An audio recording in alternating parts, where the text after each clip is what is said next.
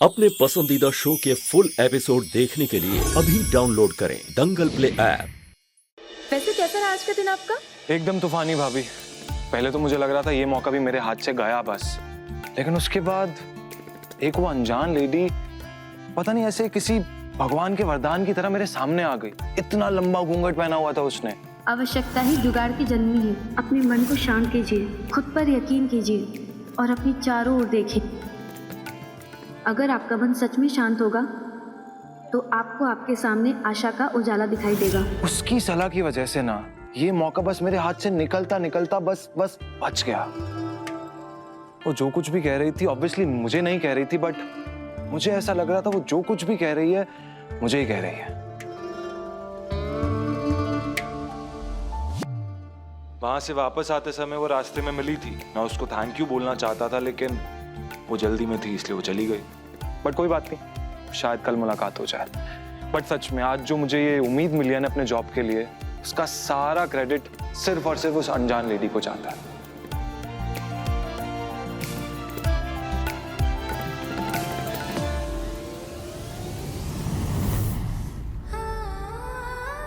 आपका बहुत बहुत धन्यवाद भोले बाबा कि अनजाने में ही सही, लेकिन हम अर्नब जी के किसी काम तो आए। हमें लगता है कि हमें अर्नब जी को सच बता देना चाहिए। हो सकता है कि इस मदद वाली बात के चलते वो हमारी मजबूरी को समझ पाए और इस प्रतियोगिता को लेकर उनकी राय बदल जाए।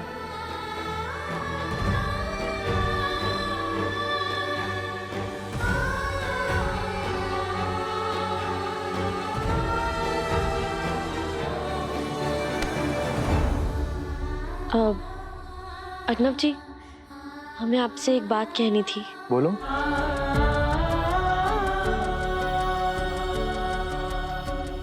वो घूंघट वाली लड़की, वो कोई और नहीं, हम ही थे।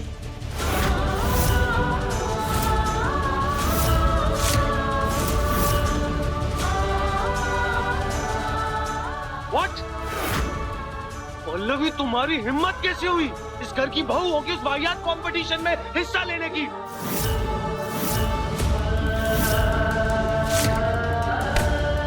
मैं कुछ पूछ रहा हूँ पल्लवी। अर्नब जी। पल्लवी, क्या हुआ? कुछ नहीं। तुम यहाँ आराम करो, मैं तुम्हारे लिए और देवर जी के लिए गर्मा गर्म चाय बना के लाती हूँ। हाँ?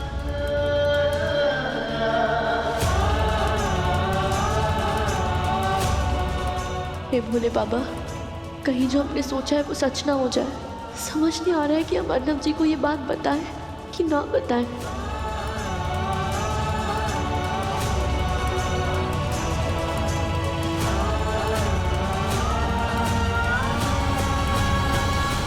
वैसे तुम्हें पता है तुम्हारी मम्मी भी थी उस कंपटीशन में। सिर्फ और सिर्फ तुम्हारे भाई की वजह से उन्हें उस कंपटीशन में हिस्सा लेना पड़ा। जी हम जानते हैं, लेकिन हमने उन्हें मना कर दिया। कल से वो उस कंपटीशन में नहीं जाएंगी। वैसे अर्नब जी, आप उस घूंघट वाली लड़की से इतना प्रभावित हुए हैं तो इसका तो यही मतलब निकलता है ना कि वो कंपटीशन इतना भी बुरा नहीं है, ना ही उसमें भाग लेना है, कि नहीं? नहीं, इसका मतलब ये तो नहीं निकलता बिल्कुल भी। हाँ, मैंने उस लेडी को आज कंपटीशन में देखा, लेकिन उसके बाद मैंने उसको सड़क पे भी देखा, बेसहारा की तरह भटक रही थी अकेले।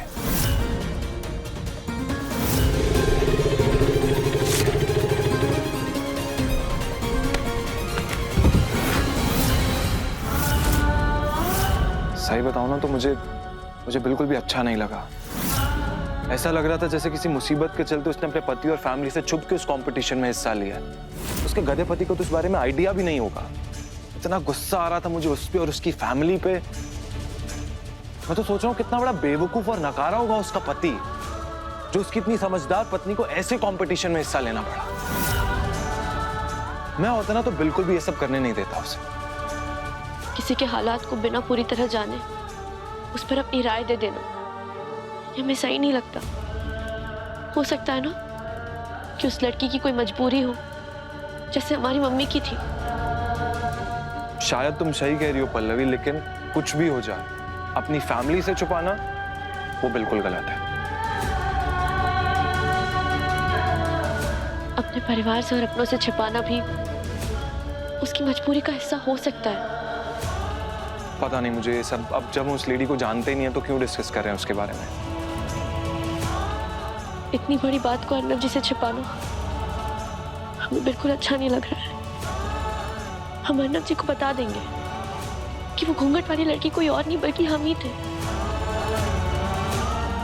लेकिन सही समय आने पर।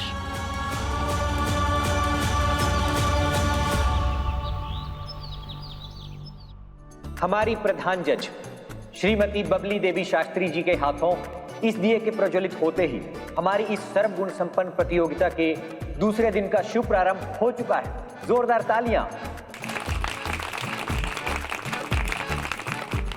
दाई माँ की तबीयत ठीक ना होने की वजह से शिवा सर भी हमारे साथ यहाँ नहीं है।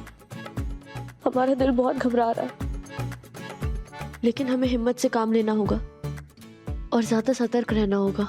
तो आइए शुरुआत करते हैं इस प्रतियोगिता के दूसरे दिन के पहले राउंड की, जिसका नाम है भोज्येषु माता। दोस्तों, आपको बताना चाहेंगे कि एक पाक कला प्रतियोगिता है, यानी कि खाना बनाने की प्रतियोगिता। और इसमें आपको बनाना होगा स्टार्टर, मेन कोर्स और डिजर्ट। और मुझे लगता है कि आपको यह बताने की आवश्यकता नहीं है कि जिसका खाना सबसे ज्यादा स्वादिष्ट होगा वो बनेगा हमारे इस राउंड का विजेता।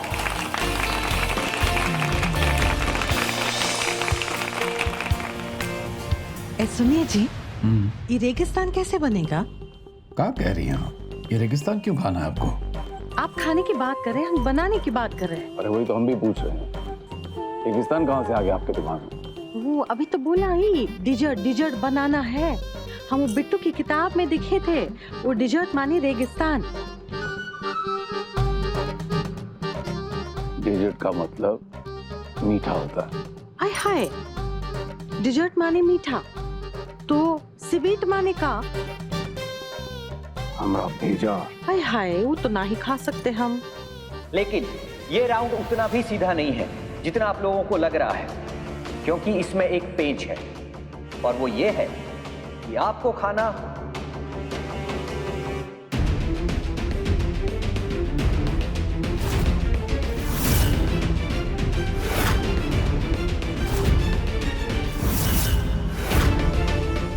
हाँ, हाय हाय चूल्हा।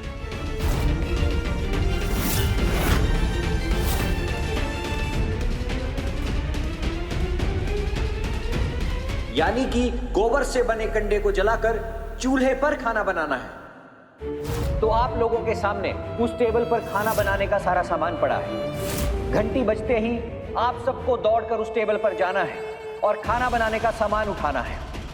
जिसके हिस्से में जो भी सामान आएगा उसको उसी से खाना बनाना होगा। अरे वाह, क्या बात है। हाँ, झटपट जाके दौड़ना है, झटपट जाके चीजें उठानी और खाना बनाना है। क्या बात है। खाने की बात आती तो हम तो जीत ही जाते, लेकिन बनाने की बात आई तो कहाँ से जीतेंगे हम तो हार जाएंगे। सिर्फ 30 मिनट है आप लोगों के पास और आपका समय शुरू होता है अब।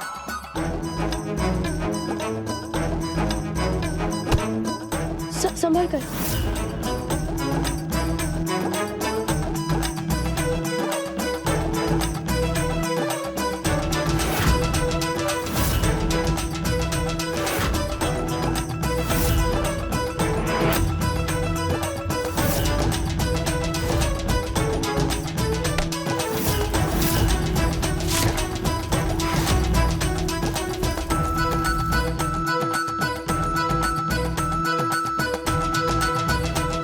हमें दीजिए।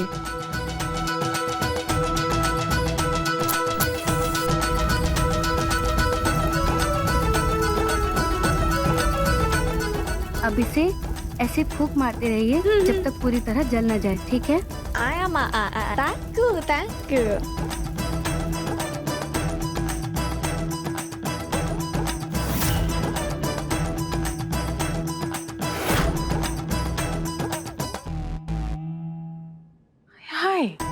ये तो बिल्कुल हमें बहुरिया की तरह कट कट कट कट सीधे हाथ काट रही है। हाँ, हमारा मन काहे नहीं मान रहा है कि ये पल्लवी ना ही है। आज के एक राउंड में हमारे कपड़ों की ब्रांडिंग होगी, तो मेक श्योर कि हमारा ब्रांड प्रॉपरली प्रमोट हो। और अभी कुछ ही देर में कपड़ों के कार्टून्स आ जाएंगे। डोंट वरी सर, मैं यहाँ पे सब कुछ संभाल लूंगा, आप लोगों को बिल्कुल भी डिसअपॉइंट नहीं करूंगा।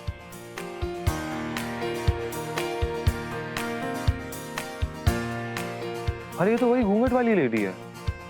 इसे कल थैंक यू नहीं बोल पाया, आज बोल दूंगा। सासू माँ ने मेरी कदर न जानी, सोमवार से शनिवार रात 10 बजे दंगल प्ले ऐप पर।